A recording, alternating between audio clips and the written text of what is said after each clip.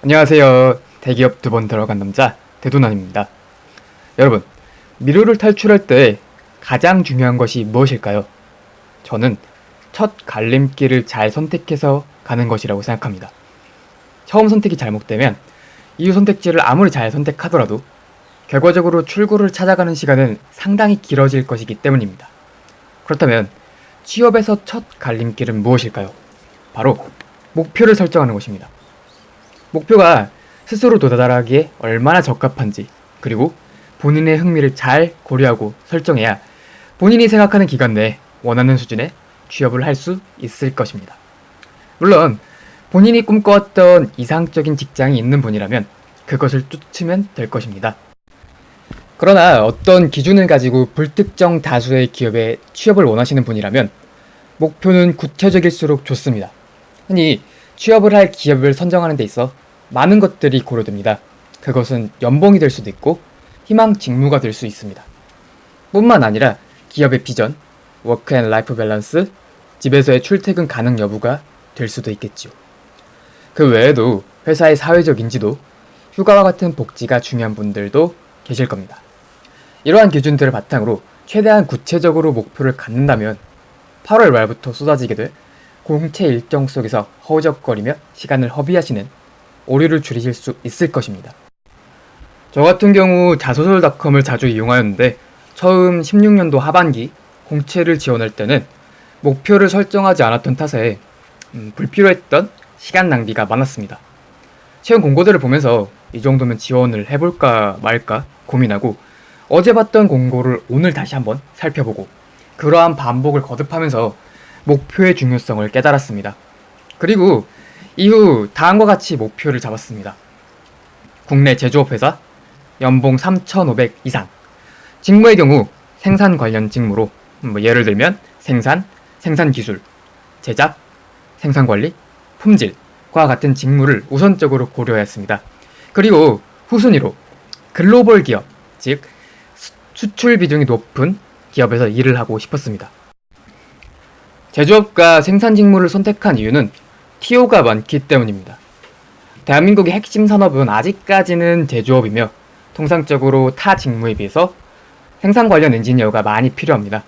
그리고 당연한 이야기겠지만 스펙 경쟁력이 부족할수록 TO가 많은 모집에서 합격 가능성이 매우 높아지게 됩니다.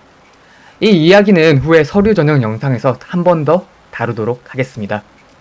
또한 대한민국의 내수 시장에 한계가 있다고 판단하여서 성장성 가능성이 높은 글로벌 기업을 희망하였습니다. 이처럼 구체적인 목표는 걸러야 할 기업과 지원해야 할 기업을 분류하는 기준으로서 역할을 하기 때문에 당장 4학년 혹은 취업을 직접적으로 준비하는 분이 아니시더라도 가급적 빨리 설정하는 것이 좋습니다. 그 이유는 희망하시는 기업들이 공통적으로 요구하는 스펙을 맞추기 위해서입니다. 제 스펙들이 보잘것없는 수준이라고 하지만 그마저 취업 준비를 하면서 뚝딱 만들어내기는 쉽지가 않습니다. 특히 재학 중이신 분들께서 마지막 학기에 취업과 학교 생활을 병행한다? 너무나 어려운 일입니다. 저는 4학년 2학기에 온전히 취업 준비에 몰입할 수 있도록 많은 선행 작업들을 해두었습니다. 먼저 학부 생활 내내 6가지 정도 서비스 직종에서 아르바이트를 하면서 기초적인 역량을 키웠을 뿐 아니라 막학기에 아르바이트를 하지 않고도 용돈을 마련할 정도 저축을 해놓았습니다. 두 번째, 최소한의 어학 점수를 확보해 놓았습니다. 전부터 저는 굉장히 영어, 특히나 시험 영어를 어려워했기 때문에 어학 점수를 막판에 준비하려 했다면 큰 낭패를 보았을 것입니다. 세 번째는 봉사활동을 오랜 기간 해왔습니다. 비록 스펙을 위한 활동이 아니었으며 봉사시간이 인정되는 활동이 아니었지만 2년이란 기간 동안 한 단체에서 많은 사람들과 의견을 조율하고 아웃풋을 만들어 온 경험이 저라는 인간 자체를 성숙시키면서 동시에 좋은 자소서 소스가 되었습니다. 네 번째, 특색 있는 프로젝트를 경험하였습니다. 몇몇의 분들이 학부 생활이나 공모전을 하시면서 비슷한 유형의 프로젝트를 선호하시는 경향이 있습니다. 그런데 자소서를 작성하시다 보면 비슷한 유형의 프로젝트를 다른 항목에 적기 좀 망설여집니다. 특히나 두세 가지 항목이 적은 항목일수록 조금 더 다양한 자신의 역량을 보여주고 싶기 마련입니다. 그래서 저는 다양한 프로젝트, 다채로운 프로젝트를 경험하는 것이 좋다고 생각했습니다. 그래서 저 같은 경우 코딩을 해서 로봇이 주어진 미션을 수행하는 프로젝트처럼 공대생 느낌이 많이 나는 프로젝트도 수행하였고, 고객의 니즈를 파악해서 실제 퍼포먼스를 통해 고객 만족을 실현한 디자인과 문과 감성의 프로젝트도 경험해 보았습니다.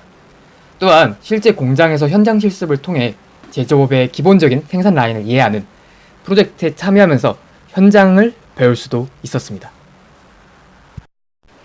마지막으로 이러한 많은 경험들을 미리 정리하였습니다. 정리라고 하여 거창하게 양식에 맞춰서 딱딱딱 서랍 정리처럼 할 필요는 없다고 생각합니다. 단순히 떠오르는 느낌, 그리고 기억나는 에피소드, 또한 내가 무엇을 배웠는지 위주로 구체성만 띄고 있다면 얼마든지 좋습니다. 이런 기록들이 고스란히 자소서로 녹아들 것이기 때문입니다. 그리고 본격적인 취업 준비에 가까워진다면 실제 기업 서류 항목에 대입하여 작성해보는 것도 상당히 바람직한 접근이라 생각합니다. 오늘의 결론입니다. 본격적인 취업 준비에 앞서 가급적 구체적인 목표를 설정하고 목표에 맞는 스펙과 자소서 소스를 미리 준비하는 것, 그리고 가급적 그러한 과정과 경험을 가시화하는 것이 제가 드리는 첫 번째 취업 전략입니다. 부족한 영상 시청해주셔서 감사드립니다.